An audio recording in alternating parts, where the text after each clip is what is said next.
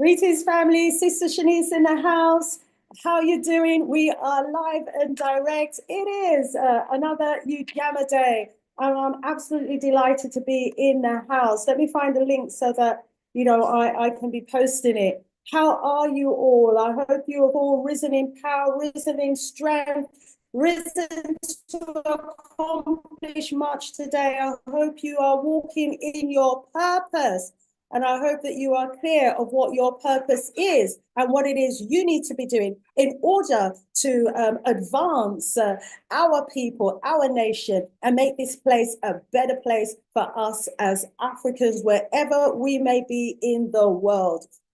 Okay, I've got the link now, and I'm going to be posting it behind the scenes in the chat rooms that I'm part of. I certainly hope that you will assist me by doing the same.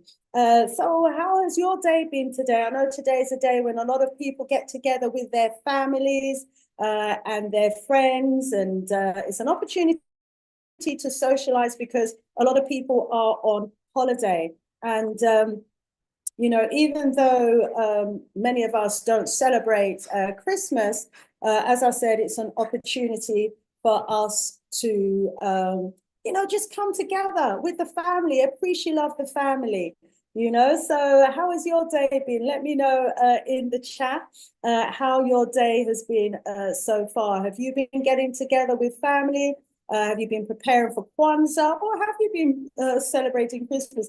Are you still one of those that celebrates Christmas despite, us knowing all that we know about the festive season and it, not being what it's made out to be? So let me just grab that link, copy link. There it is. I've got a very interesting topic, news story that I'm going to be sharing with you all today. And I certainly hope that you will be, joining me in the conversation, because a little later I do plan to actually open the lines. Okay, so get ready for when the lines are open so that you can actually join me in the conversation today, especially if you are from Mozambique, because, it'd be great to actually hear live and direct from brothers and sisters in Mozambique from their perspective about what is actually going on. So this is what we want to be doing here today. So thank you in advance for participating in today's program. I'm certainly looking forward, as I said, for it to be a very interesting and interactive show today. As you can see, we have King Mopongo's book featured in the background there, not just for show, no, but very importantly for you to be aware that our King Moponga has actually taken the time out to put together this ebook of his quotes. And those of you who know King Moponga, he's a man who drops words of wisdom. Yes, and if you want to tap into the wisdom of this great man, then what I suggest is that you get his book. It's really, really insightful. I had the pleasure of working on it myself to some extent with King Moponga. And it is a phenomenal book, because especially for those of us who were born in the diaspora and not too familiar with like the African proverbs and the wisdom that you can get from those proverbs, it's really, really insightful, because there's so much knowledge and so much wisdom that's tied up, that's embodied within those proverbs, and we need to get to know them so that we can share them with our family members and friends. So please do go to Gumroad and check out our King Mopongo's ebook. As I said, it's a book that I think all future leaders ought to read. So if you visualize yourself as a leader in any field whatsoever, as a melanated person, if you want to be serving your people, if you want to grow to be a great leader, like Marcus Mosiah Garvey, Samora Machel, Patrice Malumba, Kwame Nkrumah, like any one of those great leaders, if you feel that that is you, and you feel that you might not even think you've got what it takes, but you just see the necessity, you just see the need, for someone like yourself with a heart for the people, to be stepping up into the shoes and walking the walk like people like Marcus Mosiah Garvey, then you need this book, okay? Because it will bring the best leader out of you, because you're not going to go to any of these school, colleges, and universities and learn about leadership. You're going to have to learn about leadership from our very own greats, like King Maponga. So do get a copy of that ebook. As you can see, it's available now on Gumroad. There is a link, details there. Go to farmersofthought.gumroad.com and you'll find it there. If you already have the book, let me know. Okay, if you're in the chat, if you're there, also let me know. I know some of you probably think that, I'm not going to be doing a show today because it's the festive season. But yeah, Medea, I'm here.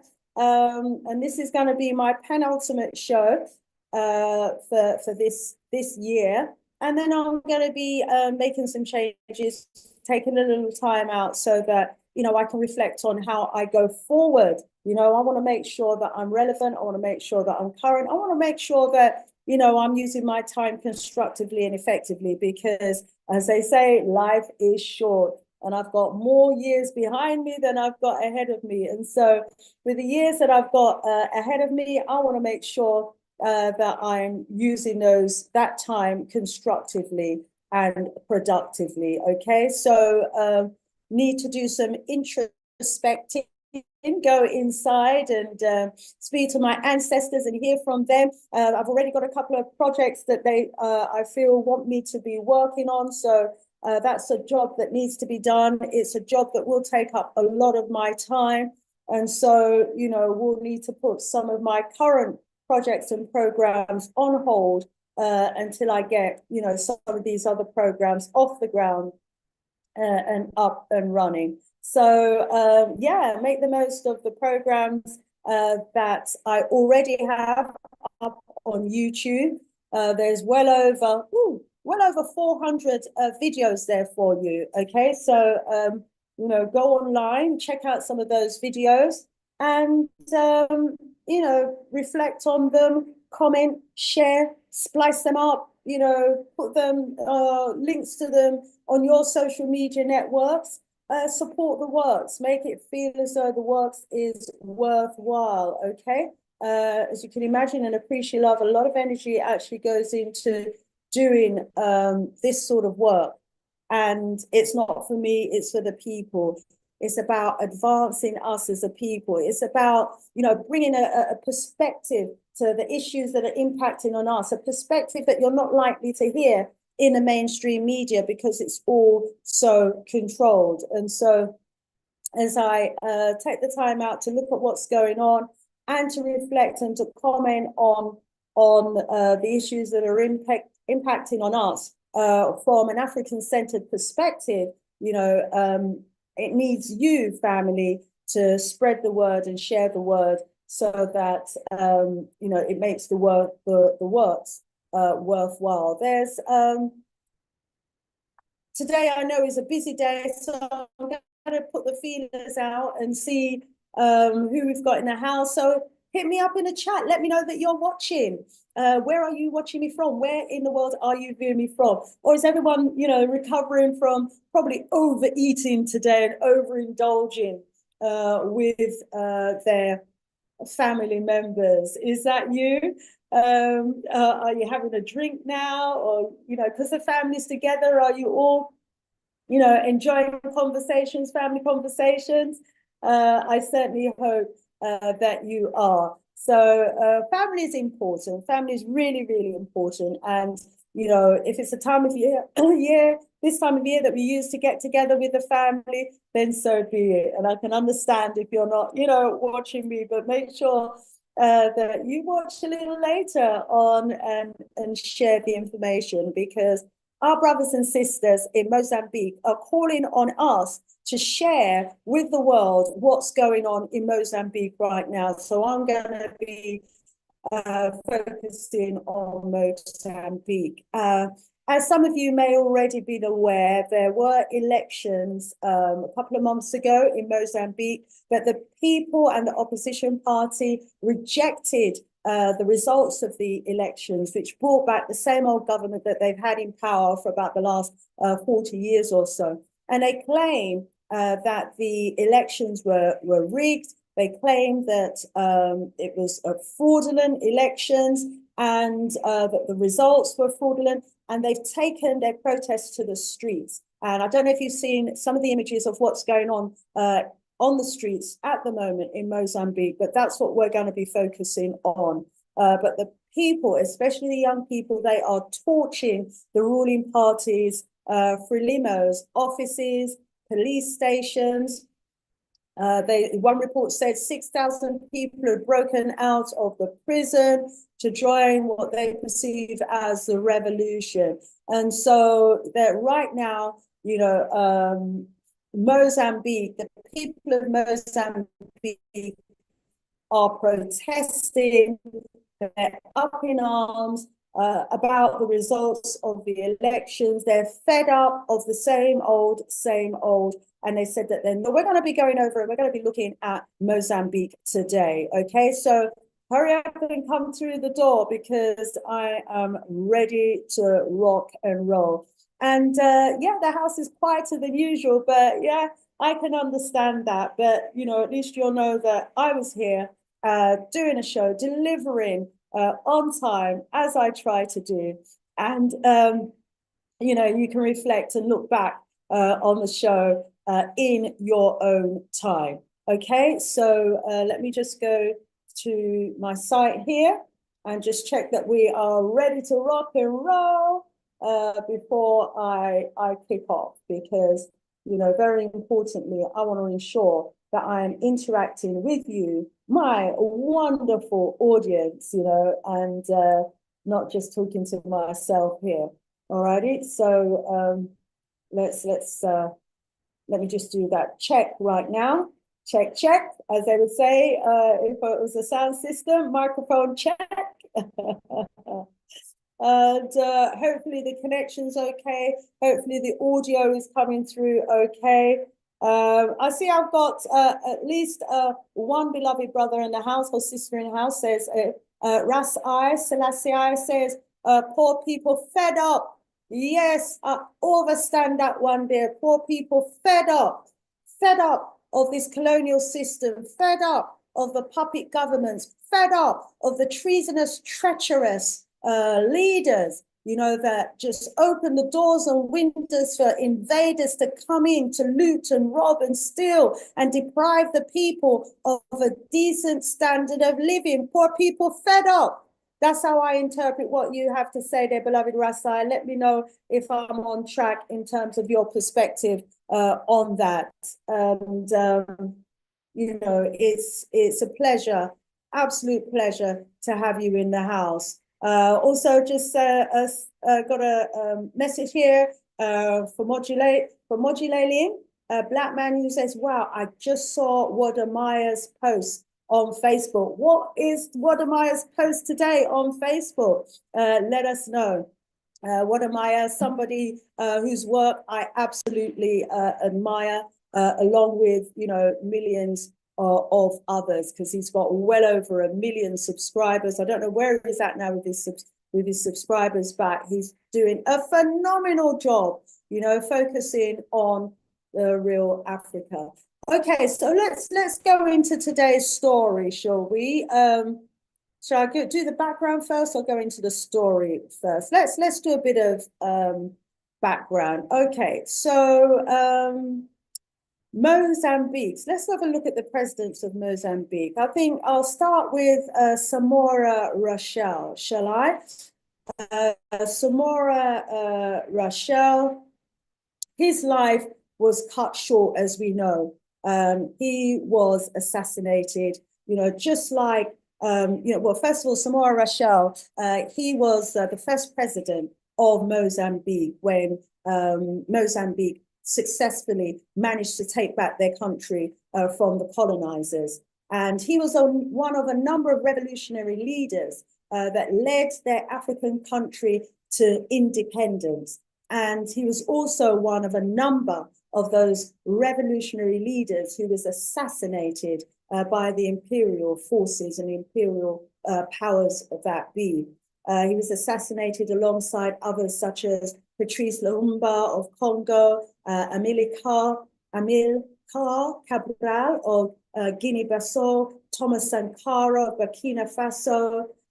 He was one of those who was assassinated. But prior to that, he was a Mozambican. He was the head of the Frelimo ruling Revolutionary Party, which it was at that time. And he was also, the one that led the army against the colonial forces. And against great odds, he brought freedom to their homeland. But, as we know, these people don't sleep. And so, they came back and started assassinating these revolutionary leaders that took back their country. But, nevertheless, our beloved brother Samora Rachel, he's still viewed as a hero of South Africa, a hero who was there for the oppressed. His military and his army, was there to fight against the colonial regimes that was oppressing the people.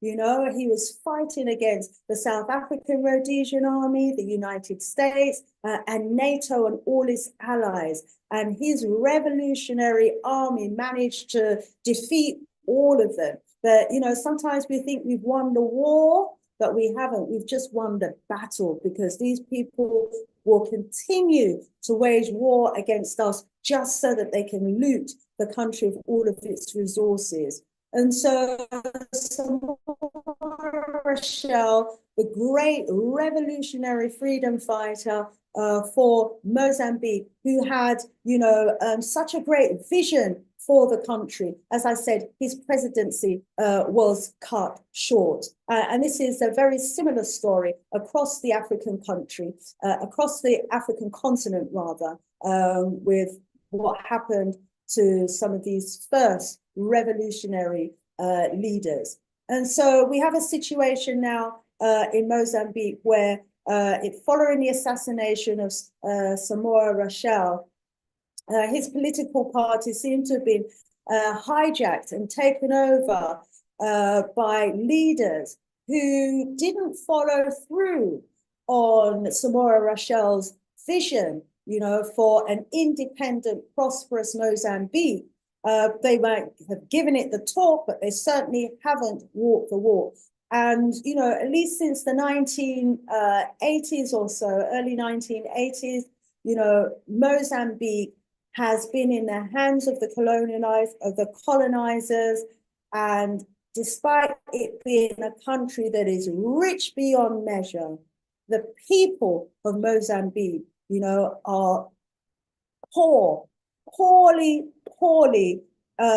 supported by their government. In fact, it's estimated that the average Mozambican earns about and survives on about $2 a day. Absolutely shocking. And so with the recent elections that have happened in Mozambique, and the returning of the same party, the people are absolutely fed up. So for those of you who don't know where Mozambique is, it is in the southern part of Africa. So geographically, it's in the southern part of Africa. The area is over 800 square kilometers, 800,000 square kilometers, which is 3 times the size of Great Britain. This is a country 3 times the size of Great Britain, with a population of roughly less than half of the United Kingdom. Mozambique has a population of 33.9 million people, and the population of Britain is around about 66 million or so. And so, you know, 3 times the size, the country, population half the size.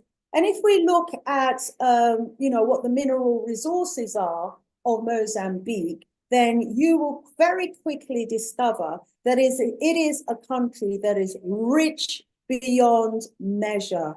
Wow, wow, wow. So I've just had a quick look here. What is Mozambique rich for? Mozambique has some of the world's largest untapped coal deposits, including high quality coking coal and thermal coal. It has natural gas, a significant amount of natural gas reserves. It has gold. It has a long history of gold mining, okay? And artisanal miners account for about 90% of the country's gold. It has limonite. Mozambique has the world's fourth ranked producer of limonite in 2017. It has zircon. Sorry, let me just close the door. Shut the door down. It's through my broadcast.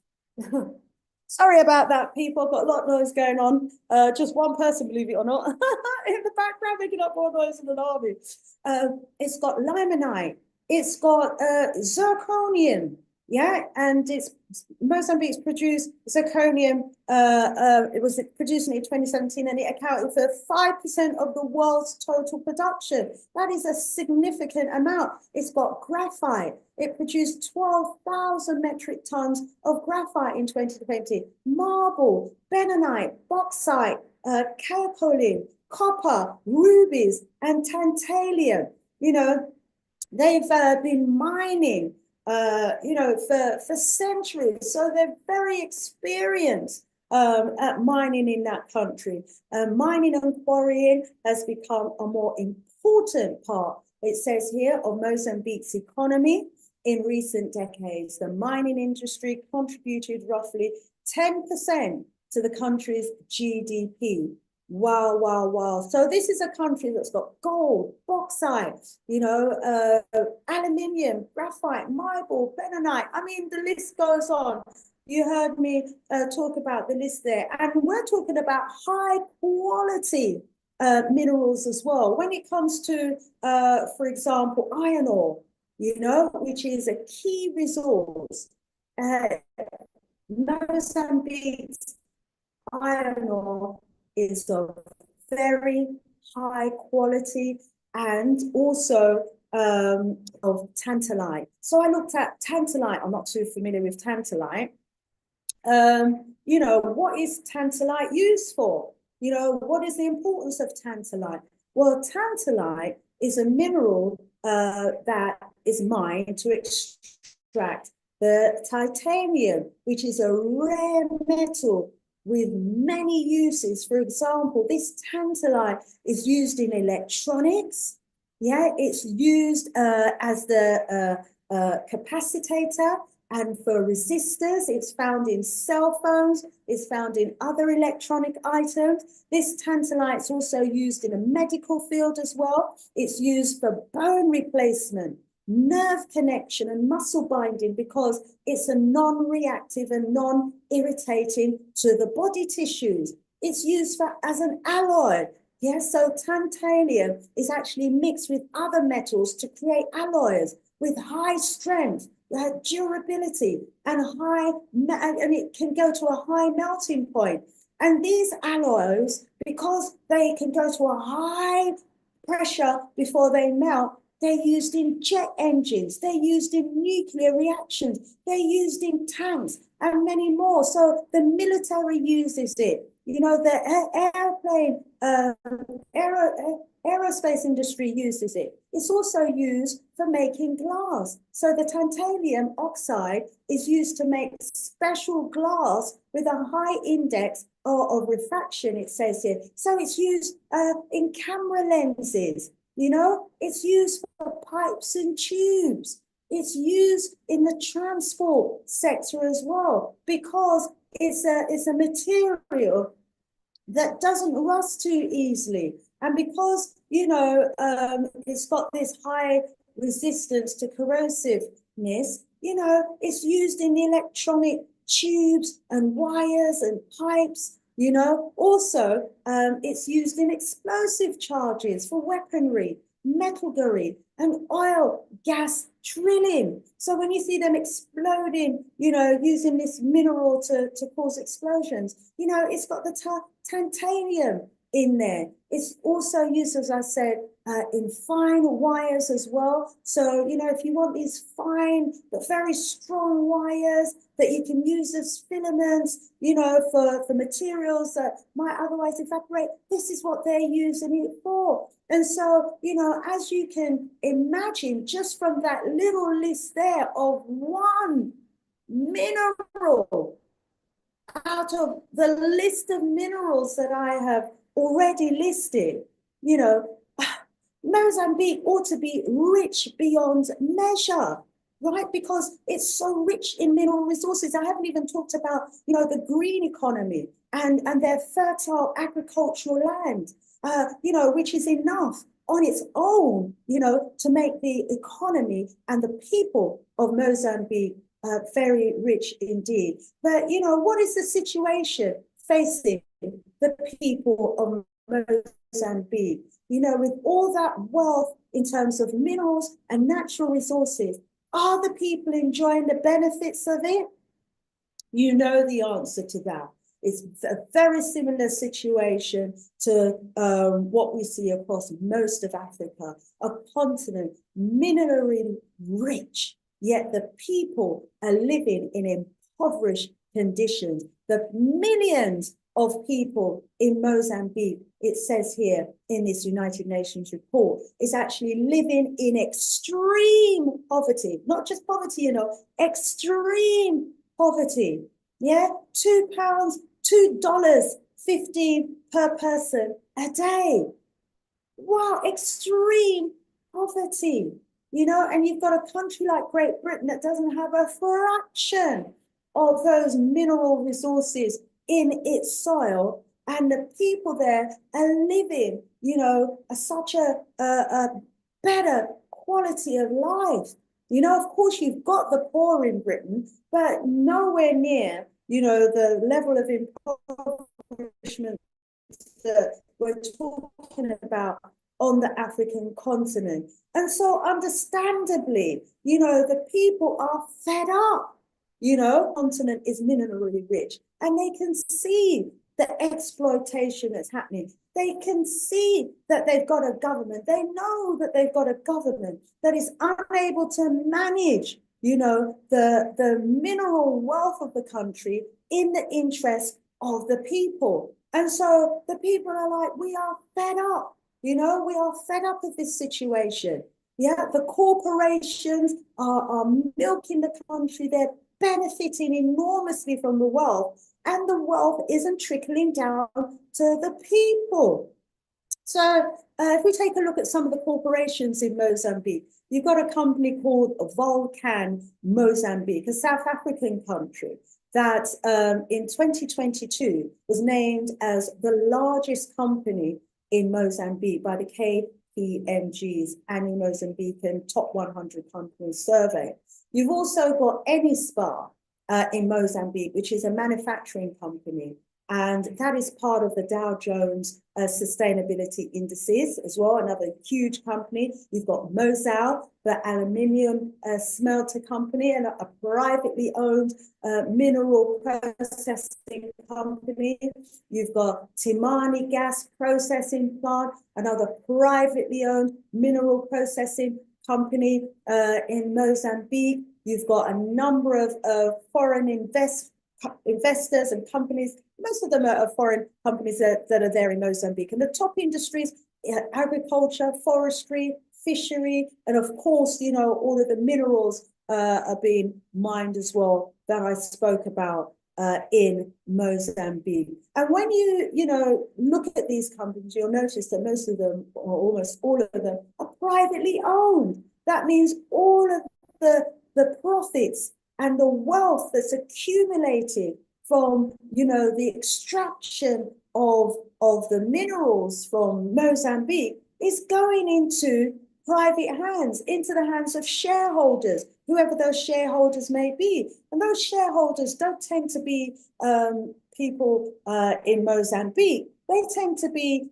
people in America, in the West, in India, outside of the country where the mining is actually taking place. So the wealth is leaving the country through these privately owned companies that give very little, if anything, back to the people. And then, of course, you had someone like Samora Machel, whose policy was going to be to nationalize the industries. Because had he nationalized those industries, then it would have been working in the interest of the people, because then all the profits that nationalized industry would have generated would have gone back, to build houses for the people, cities for the people, towns, villages. The money would be going back into developing the country. But, right now, the money is just flowing out of Mozambique through these privately owned businesses, and very little is coming back into the country. And so the people are suffering, and as Rasai said in the chat, poor people fed up. They're fed up of being fed up as well.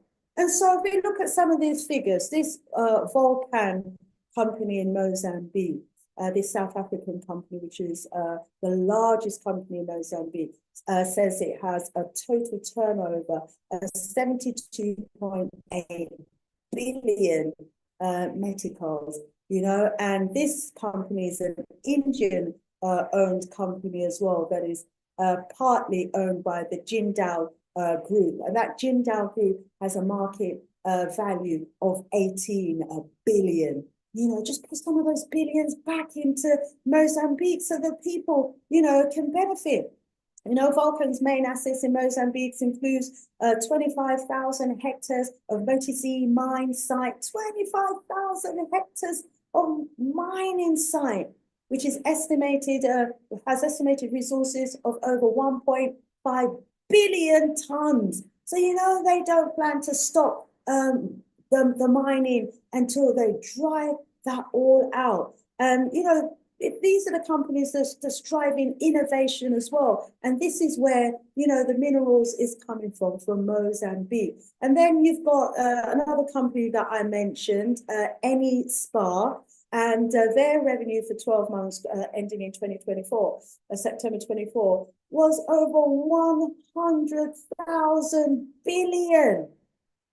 100,000 billion, and that was a decline on the year before, when they had over 102,000 billion, and this is the sort of money that these companies are earning.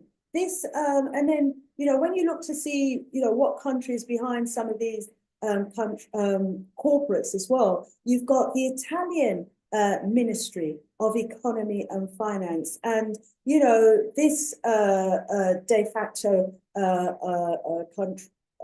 corporation is owned and controlled by the Italian Ministry. So it says here, the Italian Ministry of Economy and Finance has de facto control of Eni Spa by virtue of interest held either directly or via the Cassa Deposit, say, Prestiti Spa.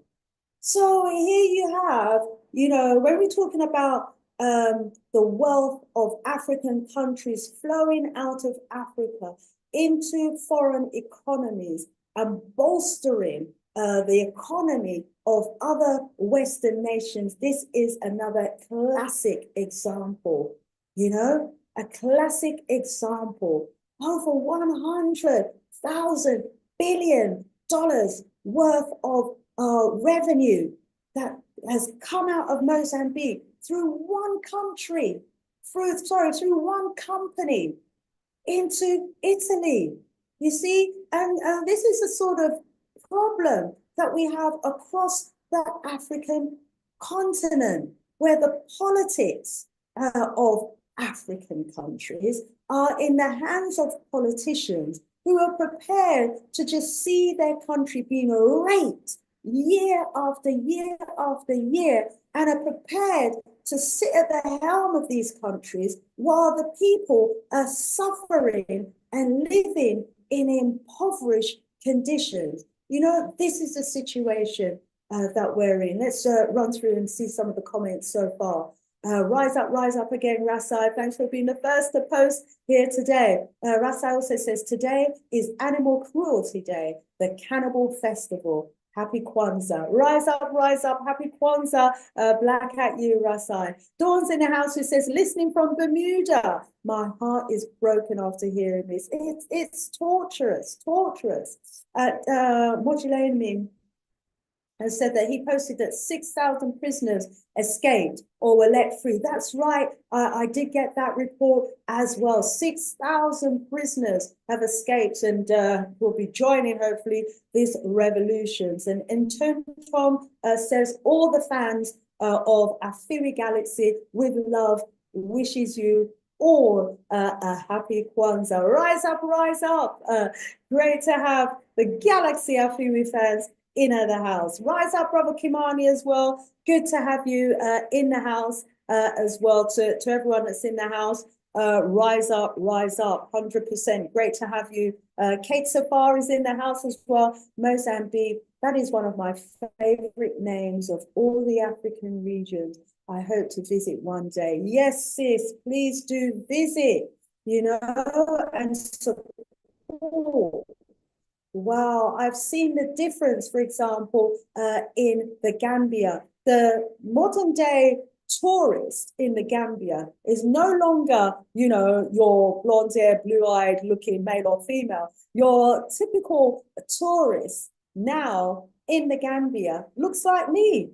Yeah, our people are filling the planes and coming to the Gambia and spending millions. And many are investing here, setting up businesses here, building properties here, you know, so this is why we need to travel to Africa, you know, and anywhere we feel is home, you know, we need to establish ourselves and be working hand in hand with our brothers and sisters and be helping to further the works of those revolutionary freedom fighters who were taken out. Because we cannot sit by and see our people living in impoverished conditions. Rise up, trending hot topics. Glad to have you in the house. Saying great show, Sister Shanice, 100%. More love to you. Thank you so much. Lumpua is in the house and said, just to remind you, after the war, the Mozambique government and the Angolan government. Right, yeah, the civil war you're referring to there. So yeah, add to that comment. One of the traitors spoke on Afiri station saying that they want them to come back and build Mozambique and Angola. Elaborate. You know, we need to hear from our people in Mozambique and hear what they say. Rise up, Brother Kwame. Yes, Kwanzaa is from tomorrow on the 26th. So happy Kwanzaa in advance, absolutely. So just giving you a little bit of background there about Mozambique, the size of Mozambique, the mineral resources, the size of the population. You know, as I said, half the population of Britain, half the population of the United Kingdom, 3 times the size of the United Kingdom, wealth beyond measure that outstrips the United Kingdom beyond, you know, our calculation. Yet, you know, Great Britain is lit up like a Christmas tree. It has cities, its villages are well developed, houses, you know, for its entire population, apart from the few who might be homeless, but almost the entire population has got decent housing. It's got work, it's got jobs, it's got factories, it's got, you know, developed industries, it's got institutions, organizations, it's got free national health service, it's got fire service, police service, armies, you know, it's got the works. And it doesn't have a fraction of the mineral wealth that Mozambique has. Yet Mozambique doesn't have this infrastructure, doesn't have, great cities and great villages and great houses for their people, institutions, organizations, good education, free national health service, or free, health for the people. It's a country that has been left to suffer, and the people have been left to suffer in that country. But the people are saying enough is enough, and they want change. Young people are demanding change. Let me bring you this article from Africa News.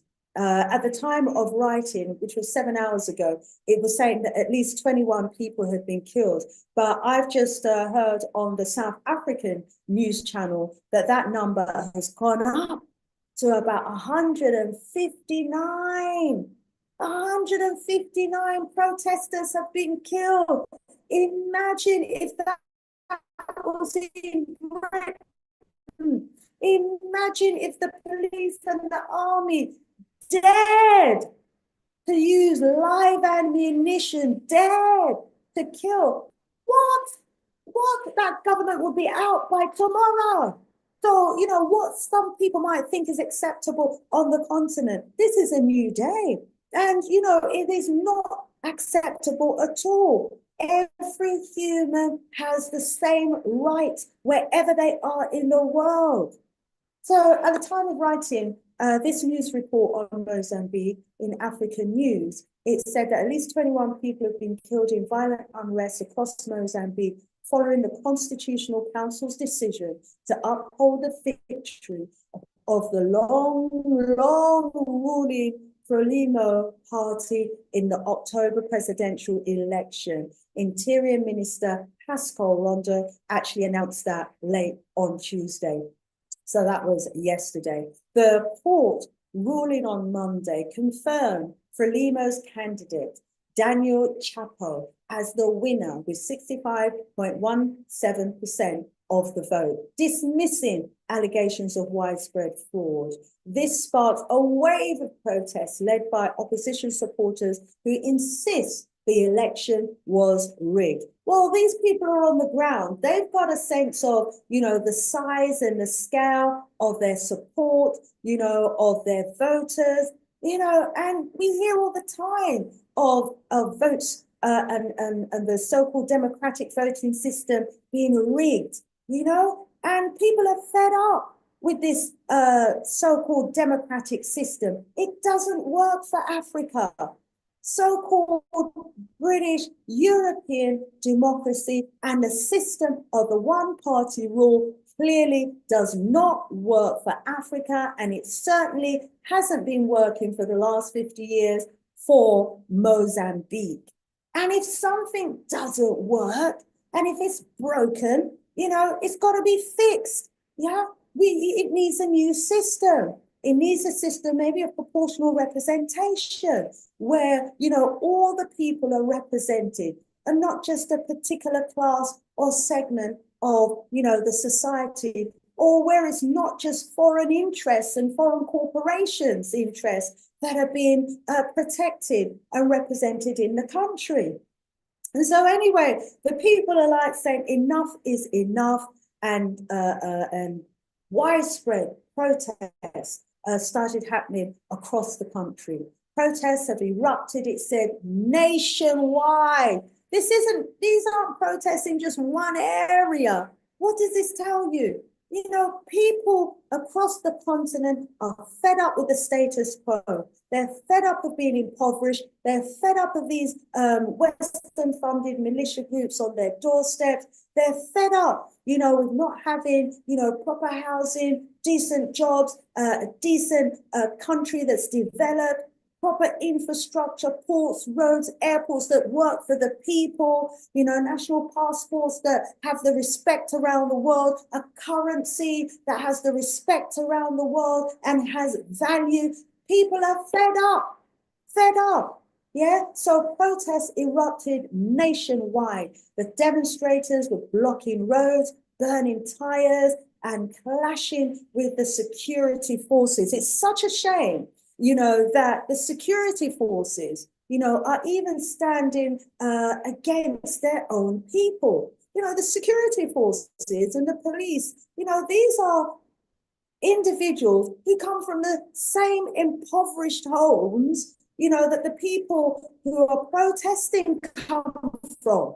And so why use live ammunition on your own people, on your own family members, on your own brothers and sisters?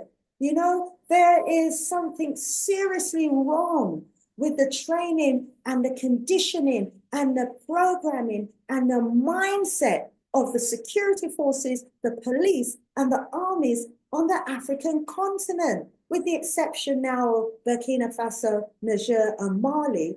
It seems in the rest of Africa, these security forces and army forces see their own people as their enemy.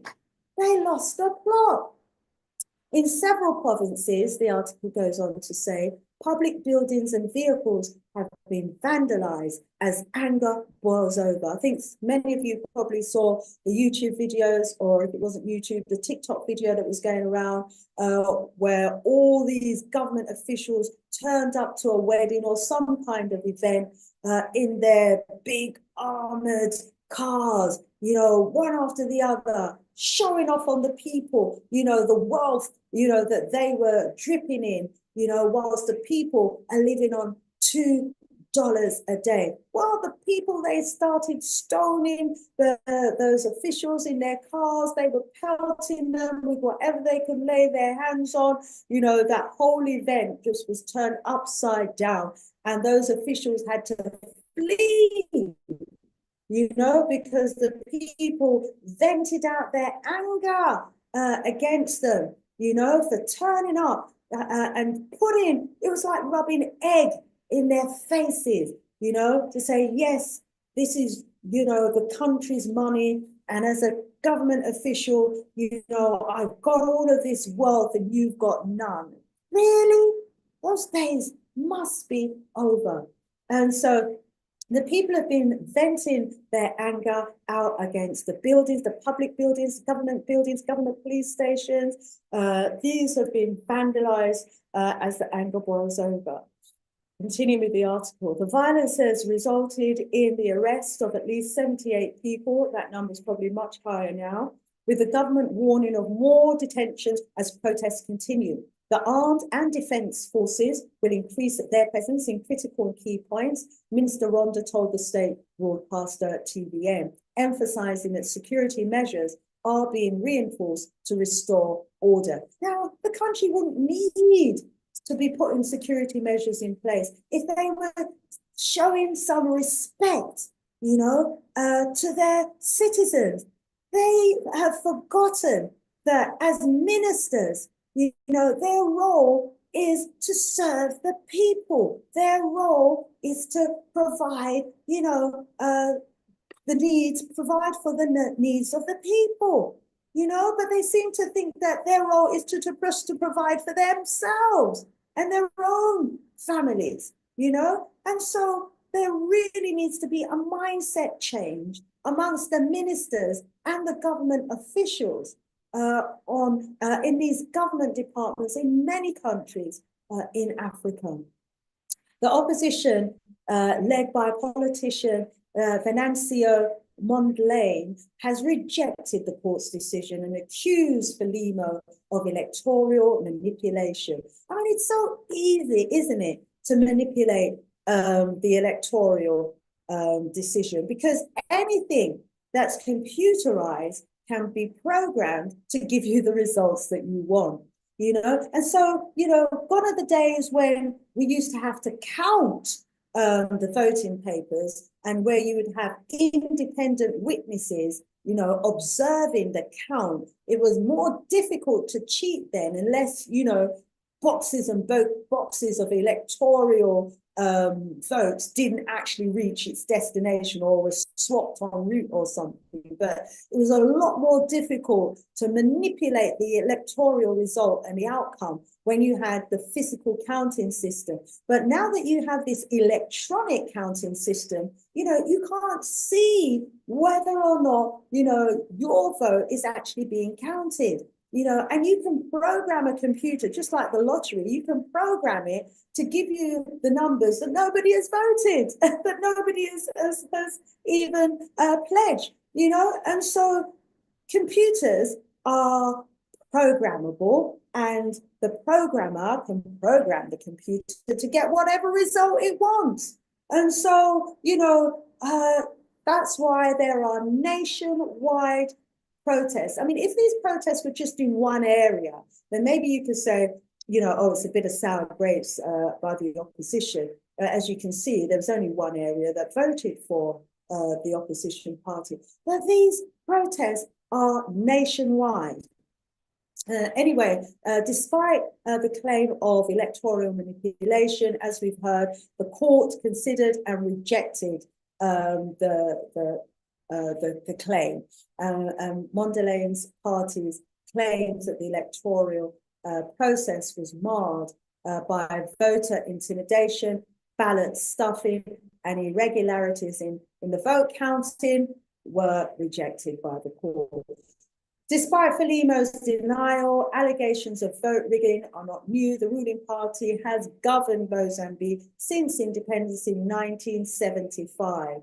But yeah, although it was, Samora Rachel's party back in 1975, clearly the policies of that party has changed. Clearly, the position that Samora Rachel held and what he stood for hasn't been continued by his party. And since then, it's been criticized for consolidating power and for stifling opposition. And so tensions have been rising, and tensions have been escalating, and violence have been escalating for some time. And of course, when young people look to other parts of Africa and they can see, that progress is being made when the politicians take back control of their country's resources and, start putting in place policies that are in the interest of the country and, ultimately start investing in the people, investing in the industries, investing in their local economies, getting equipment like Burkina Faso for all of those agricultural equipment sent in for their farmers so that they could be more productive with their farming. They're looking to get some of their minerals actually not only mined, but also processed within the country to create jobs and opportunities for the people, so that they can have the entire process from the mines to the refined or to the final product happening in the country. That way it would reduce poverty, that way it would create jobs, it would create businesses, it would create opportunities, it would create wealth. If the mining that was happening, which at the moment is just of the raw material that goes out of the country, but if the mining that happened in the country was to lead to, the factories and the manufacturing companies and the production companies all being based in the country, the cities, the urban regions, the villages would all be transformed over time. So this is what the people want to see. Back to the article. The Constitutional Council's announcement reignited tensions in a nation already struggling with economic hardships, widespread poverty, and an ongoing Islamic insurgency in the northern Cabo Delgado province. Protesters in urban centers like Maputo, Bueria, and Nampula have been particularly vocal, with police deploying tear gas and live ammunition to disperse crowds. How can you fire live ammunition into the crowds of your own people? Don't you stop to think that maybe your son or your daughter might be in that crowd? Wow. Reports from local activists indicate that several of the deaths occurred during clashes between demonstrators and security forces. Human rights groups have urged the government to exercise restraint. Yes, restrain yourselves. Government, instruct your security forces, your army and the police not to use live ammunition, not to fire the tear gas directly into the crowd. You know, address the people, the citizens, you know, as respectable citizens. Let them hear a government who has their concerns at heart, you know, who's concerned about the safety of the people, you know, allow the people to protest peacefully. This is what's got to happen. The people now have access to social media and are aware of the wealth of the country and the extent to which the country is being exploited.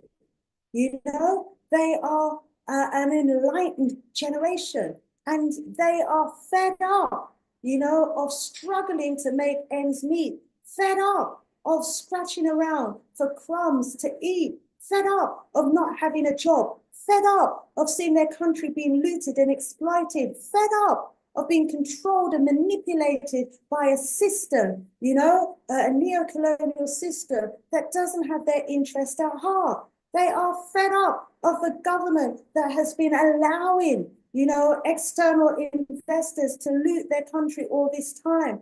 And as Rasai says, the country, the people, the poor people are fed up of being fed up. It is time for change. Mozambique is saying it's time for change. They're calling on the people around the world to shed light on what's going on in their country, hence the show that I'm doing today. There's also a report that 6,000 prisoners actually escaped from the Maputo prison, you know, and so they've got this to deal with as well. You know, the violence that's happening across the nation, prisoners escaping, people are fed up. They are fed up and they are not at all happy with the court ruling that is claiming that the election result was not fraudulent. You know, people say, we're fools. You take us for fools.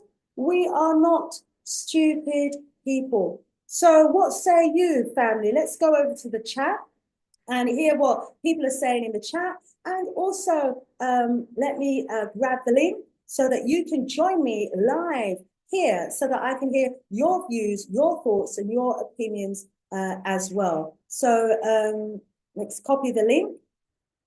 I'm going to post the link in the chat so that you've got the opportunity to join me here, live and direct. You can either come live video or you can just come live via the audio. If you don't want to be seen, you know, you can just switch off your video and leave the audio on. But if you want to be seen, then obviously leave your video on. So let's have a look what's happening in the chat. So Lumpua says, just to inform, American threatened Mozambique in the 1980s that if they go on a socialist path, America would not allow them to borrow money. They need to borrow bits of colorful paper money from America when they've got all of that wealth. Yeah, when they've got all of those riches and all of that wealth. Why would they want to borrow from America anyway? You know, I think it's about time that we stop allowing these Western countries to bamboozle us into thinking that their bits of paper, their colorful bits of paper, has more value than gold and platinum and diamonds and titanium and aluminium and iron ore and oil and everything else. How long are they going to continue bamboozling us, you know, with this ridiculous, you know, creation of theirs that has given their paper bits of money more value than gold and diamonds, pearls, and everything else. Come on, family, time that we woke up and realized what game is being played. Okay, let me give my phone some battery life. So is there anybody out there, or are you all enjoying yourself so much with your family that you are not coming live? Okay, so it's plugged in. Yes, okay. All right. Yep, need some battery life here. Okay, family, who's going to come and join me? Let's have a conversation about what's going on in Mozambique. Really want to hear what you've got to say today. I know there's not many of you in the audience today because you're all too busy having fun with family and friends. But, you know, I thought it was really important that I highlight what's happening in Mozambique. I'm responding to the call of our brothers and sisters who have said, you know, please share around the world, let the people know what's going on. We're protesting against the electoral fraud. The police have been using tear gas and have been using live ammunitions against us as a people. Over 150 people are said to have died as a result of this. They want us to keep sharing. They want us to make the world know what's going on. So in case you're just tuning in, right now in Mozambique, they are experiencing widespread protests, nationwide protests, following the confirmation of the October 24 election results, which the people feel was actually fraudulently acquired by the ruling party. The people are fed up of being fed up. They're fed up of more of the same, and they're fed up of their politicians and their political leaders, you know, raping the country or allowing the country to be raped by private corporations that are taking the wealth of the country out of the country and leaving the people impoverished. Mozambique, as a result, now experiencing widespread protests because they hotly dispute the general election results, and they dispute the decision by the Constitutional Council that upheld the victory of the ruling party, Flamimo's party, that's been in government for decades. The people are suffering extreme poverty, the reports say, not even poverty, you know, extreme poverty, living on $2.15 per person per day, despite it being one of the richest countries in the world. There's something very, very wrong with that picture. Okay, fantastic. I've been joined by someone who's brave enough to come live and direct. You can come live via audio or video. I can see we've got Brother Kwame in the house. Rise up, Brother Kwame. How are you doing? Kwame, take yourself off mute. Let's bring you into this conversation. So we've got Kwame in the house. Rise up, Brother Kwame. How are you doing? I'm Blacktastic. How are you? Oh, absolutely blacktastic as well. Thank you so much for joining me. Brother Kwame, what say you about the situation, please, in Mozambique? So first of all, grand rising to the rest of the family listening at home and abroad. I think Mozambique is a very, very precarious situation there that we need to really take notice of, because many people are not aware that, you know, the same issues going on in the rest of the continent is the same issue that's going on in Mozambique. So youth unemployment, corruption, you know, lack of opportunities for young people, you know, etc., is going on in Mozambique that we didn't really hear about. But how many of you know that? Do you know, for example, this is the sort of irony of this, right? Do you know that the white farmers who were expelled from Zimbabwe, right, and some of the white farmers in South Africa, you know, they've gone to Mozambique to get more land to farm on. Wow. And have they been granted more land in Mozambique? They have, yeah, they have. You know, I'm reading some articles that date back even 5-10 years.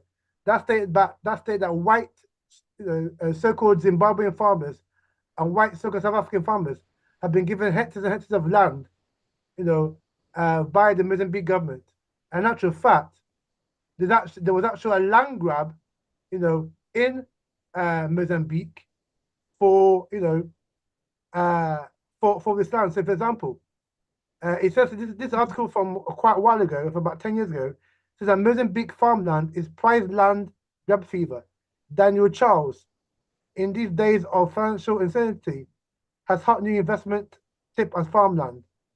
So apparently, in that year, 750 Wall Street types crowded into New York's Waldorf Astoria Hotel, which is a top hotel in New York, for a conference on investing in global agriculture. Yeah, and Mozambique's prime land was actually up for sale. So right now, as we're speaking, my sister, white farmers, Caucasian farmers, own massive tracts of land in Mozambique. Right, and I mentioned this before when you talked about I think it was Kenya, that there's a land issue in the whole of southern Eastern Africa. Let's not forget, as I mentioned, South Africa. White people control 75% of the best land. Yeah, this is so-called 30 years after apartheid. And then you see in South Africa, a lot of people are fed up with the ANC, which is why this year the ANC lost a majority in parliament for the first time in 30 years, and are now in coalition with the former apartheid government or party that has now rebranded itself as the Democratic Alliance. In Botswana, they had an election this year. The ruling party, that was the party of Botswana's liberation.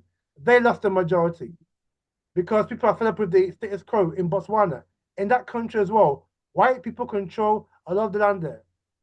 In Zimbabwe, despite Mugabe's efforts, and despite, for me, I think that Mnangagwa is a puppet, right? White people in Zimbabwe still control the best farmland, right? In Namibia, yeah, 70% of the land is in white hands, right? And Brother Kalandri, for listening, he can bear witness to this because he lives there. We go to East Africa now, Uganda, Kenya, Tanzania. These crooked, wicked Asians, Indians, particularly the Sikhs and Hindus, control a lot of land in those countries. In actual fact, Asian people, I was reading a report the other day, Asian people, actually control 40 to 50% of the economy in Kenya. So we're in trouble. We are in deep trouble. Land is a very, very prized asset in Africa, right? And these politicians, right, are giving away the land as if it's confetti, right? But a lot of the land we need to add was also colonized by the colonizers, when they ruled our country directly. And after they left, these laws are still in place that ensure that the European is the majority landowner in Africa. Think about it now. How can a European be a majority landowner in an African country? Do you think us lot living in Europe, right? Do you think we can even own an acre of land in the UK or US or Germany or Canada or France or Belgium? We can't own land in Europe, but yet the European Caucasian goes to Africa, right, and says that he owns land.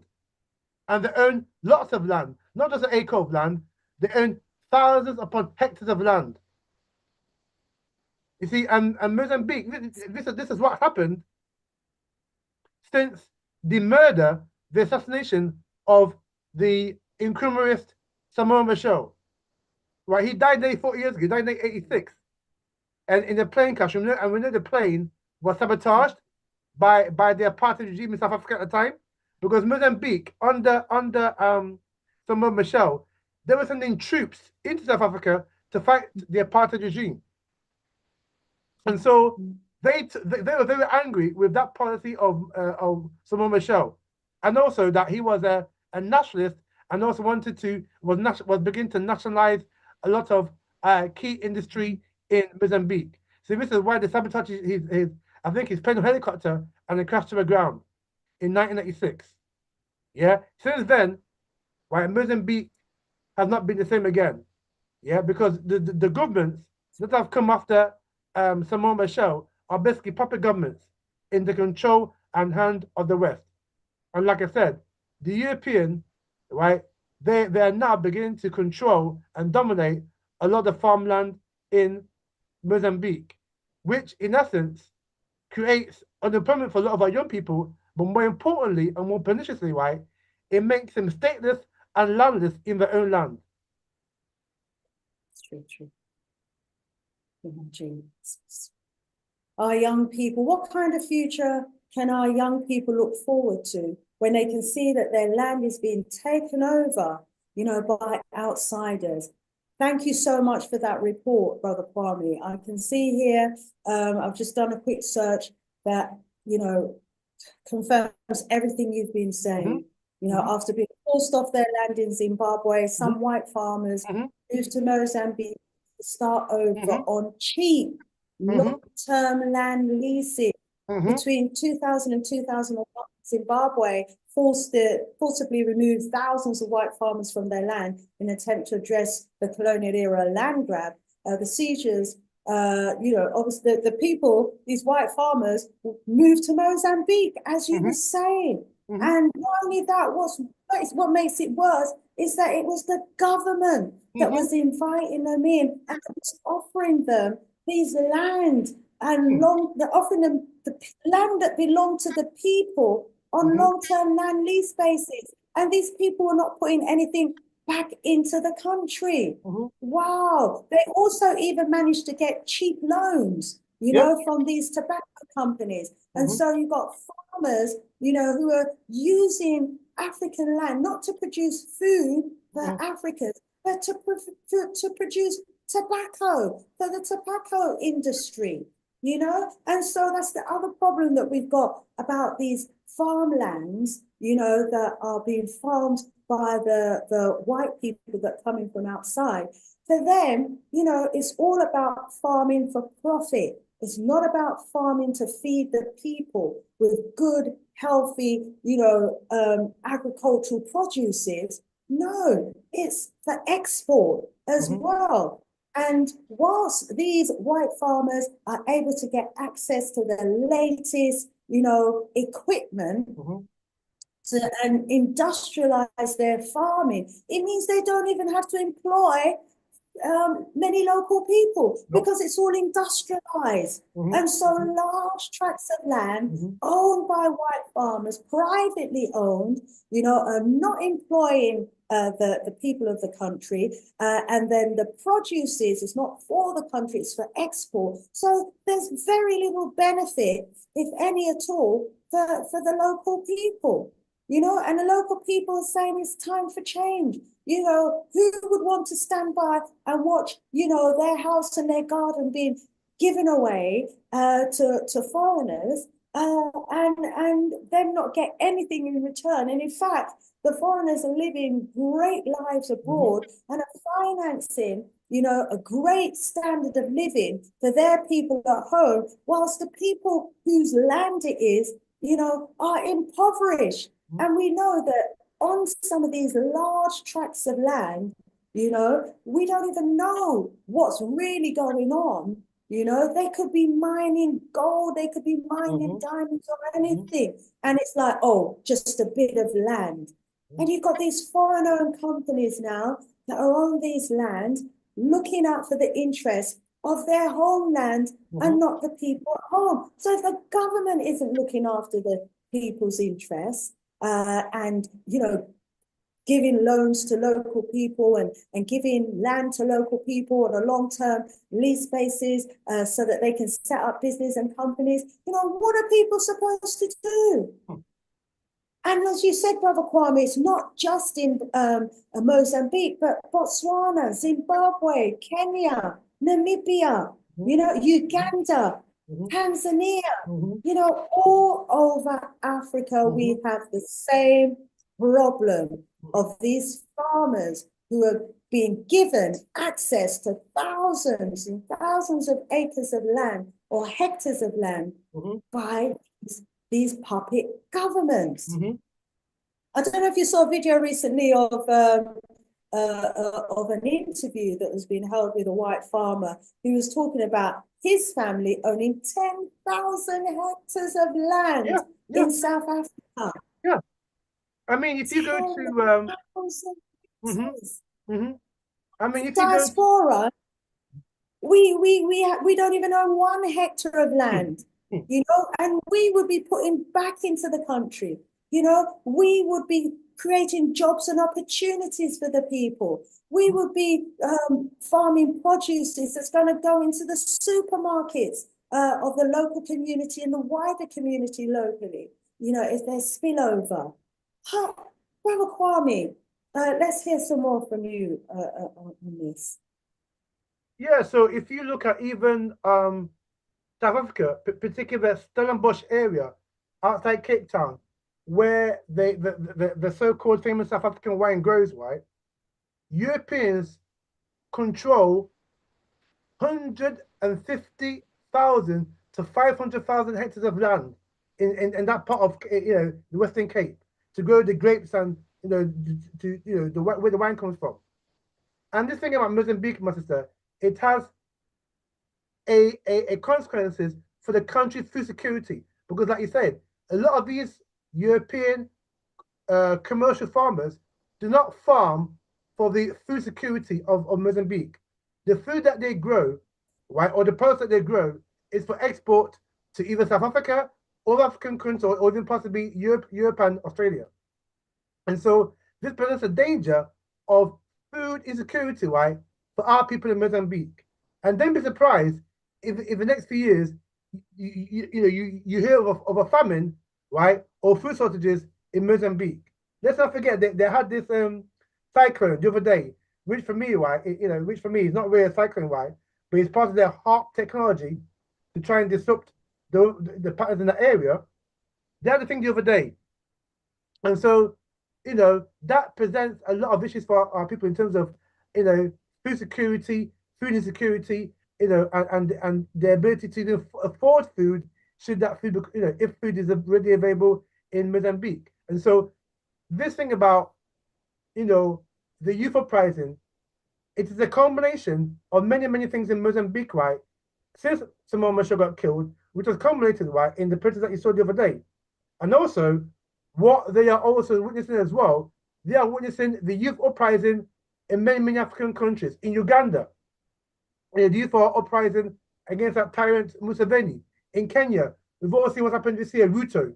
The youth in Kenya, they were within a whisker of taking out Ruto. Had they been armed, they got rid of Ruto, and Ruto would have been in exile by now, right? So, and also we saw in Senegal, where the youth rose up, that led to the Sonko Faye partnership, which ousted Macky Sall from Senegal, empowering Senegal. And so what the Mozambique are seeing, they're seeing their fellow African brothers and sisters, right, literally fight for their freedom. And so this is why you've seen this protest in the country, whereby 150 people were injured or whatever as part of these protests in the country, because they know, the youth know, that their birthright, i.e. their land, is being taken away from them. And if they don't do anything right, they ain't gonna have a future in their country, in their own country. They'll become stateless and landless and homeless in their own country. And they will not countenance that. Rise up, Brother Kwame. Thank you so much for joining us live and direct on the show today. And this is clearly a situation that we're going to have to revisit. We stand in support, we stand in solidarity of the people of Mozambique. They've got this dreadful election outcome off of the back, as you were reminding us, of this awful cyclone that happened, an earthquake that happened there that killed over 1,000 people and left, over 100,000 people homeless. 35,000 homes destroyed. the calamity, the extent of the calamity, and to know that you've got a government or a government that doesn't care, has just been re-elected, and you are with your family, with maybe, you know, just some tarpaulin over your head, no proper roof over your head, because your home was damaged, the schools were damaged, the clinics were damaged. You know, our people are in a desperate situation right now. And so hence why, you know, they are calling on us, you know, their family abroad, to highlight what's happening at home. Again, thank you so, so much, Brother Kwame. If no one else is going to join, I'm going to, you know, leave the show here for today. I want to thank each and every one of you that have joined us. Let me see if I can see if there's any more updates in the chat. Sandra Edwards saying Fiat. Oh, okay. Well, those are the cars that they were stoning. You know, these people want to drive among poor people and show off their government Fiat car. That's what they use the people's money to buy, instead of using that money to buy agricultural equipment for the people so that they can, you know, create an income for themselves. Wow, wow, wow. Brother Kimani is rising up. Brother Kwame, rise up, Brother Kwame. Again, thank you so much. Brother Kimani says, I always like your interjections on Galaxy Afiri. Big up, Brother Kwame. Brother Kimani there listens to you on Galaxy Afiri. Lumqua says, that's factual. The white racist farmers was given land. Also, the white racists from Portugal. What is wrong with these African leaders? Do you, if any single African leader or otherwise think they can come to Europe and be given even 10 hectares of land, I want to hear from you. Because it's just not going to happen. And then you have these people, you know, coming from Europe, and you are giving them tens of thousands of hectares of land. Do you not learn from history?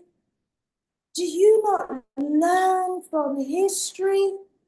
Oh my gosh, our freedom fighters are not even holding the ground good yet. And the land that they fought for, you have the leaders of today handing back to the descendants of the same colonizers. Our people are just not in their right mind. Our people, we are where we are because we have treasonous, treacherous leaders, puppets, who dance to the tune of their puppeteers in powerful positions on the continent. Young people are saying, time for change. And we stand with those young people and we applaud them for their bravery. They are unarmed, they are simply protesting, and they're saying enough is enough. And what those leaders don't realize is that, you know, if everyone in the country benefits from the country's wealth, well, not only will the entire population benefit, but they will benefit. Their children and their children's children will benefit from having a country that they can all be proud of. It's time for change. It's time for change. Family, I want to thank you so, so much for tuning in today. Yes, agree. Moji Lamin says one of the biggest challenges we have in Africa is leadership. Yes, indeed. Leadership is the biggest challenge. That's why I just want to encourage each and every one of you to get a copy of our King Moponga's ebook. You know, we have a problem as a people when it comes to supporting the works that we do. We have, you know, great ones among us who put in countless hours of selfless activity, you know, into supporting our community and into producing works that would be of benefit to our best. King Moponga didn't want to make his book too expensive because he wanted to ensure that it was affordable. And I hope all of If you don't have a copy of this ebook, please do. Those who are trying to make a difference in our community, get King Maponga's book, get one of my books as well. You know, these books should be flying off the shelf in the thousands. You know, they should be flying off the shelves and onto your bookshelves and into your reading list, you know, into your electronic reading devices by the thousands. We have to do better as a people when it comes to doing for self. We've got to help ourselves out of the situation that we're in. Just imagine if King Maponga was to sell 100,000 of his books, what he could do with that money. Do you know what he said he would do? He would build a leadership school, a school that would tutor and train today the leaders for tomorrow. If we want to see change, then we have got to be the orchestrators of that change. And, you know, we need to be able to put our hands in our pocket and pull out a small amount, you know, less than a cup of a coffee on a high street in a Western country, you know, less than the price of a McDonald's or a KFC anywhere in the world. You know, you can't get a KFC meal for $4.99 or less.